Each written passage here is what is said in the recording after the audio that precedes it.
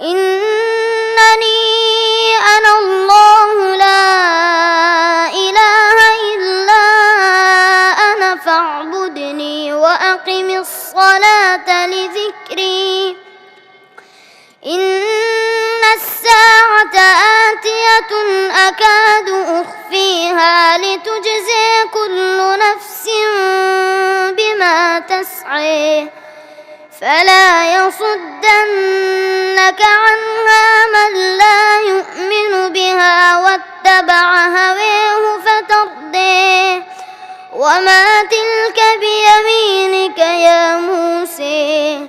قال هي عصاي أتوكأ عليها وأهش بها على غنمي ولي فيها مآرب أخرى قال ألقها يا موسى فألقيها فإذا هي حية تسعى قال خذها ولا تخف سنعيدها سيرتها الأولى واضمم يدك إلى جناحك تخرج بيضاء من غير سوء آية أخرى لنريك من آياتنا الكبرى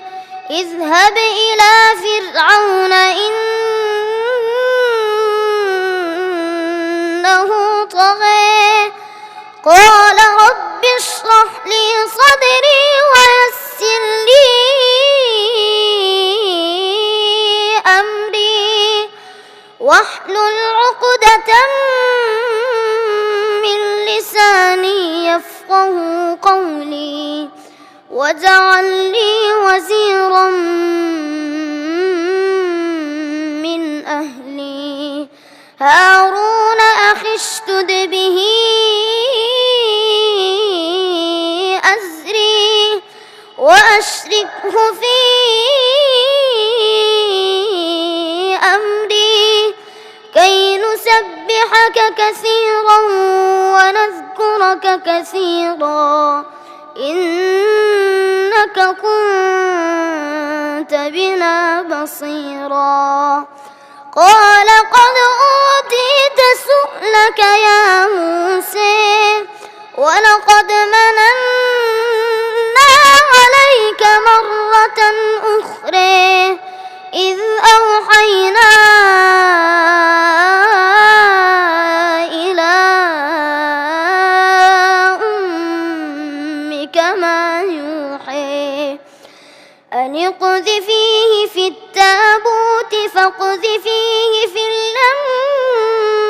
فلنلقه اليم بالساحل يأخذه عدو لي وعدو له وألقيت عليك محبة مني ولتصنع على عيني إذ تمشي أختك فتقول هل أدلكم على من يكفله فرجعناك إلى أمك كي تقر عينها ولا تحزن وقتلت نفسا فنجيناك من الغم وفتناك فتونا